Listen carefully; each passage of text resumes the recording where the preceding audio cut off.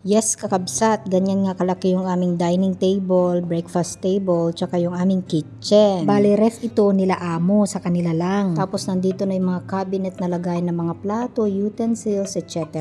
Ito naman yung kitchen namin, maraming drawers tsaka cabinets kaya hindi kami namumroblema dito kung saan namin isasalampak yung mga iba't ibang gamit sa kusina. Etong dalawang fridges na to, ito fridge, yung isa naman is freezer, talaga namang napakalaki kakabsat. Kaya once a week lang ako namamalengke noon dyan kasi nga kasyang-kasya yung pang isang linggo naming supply.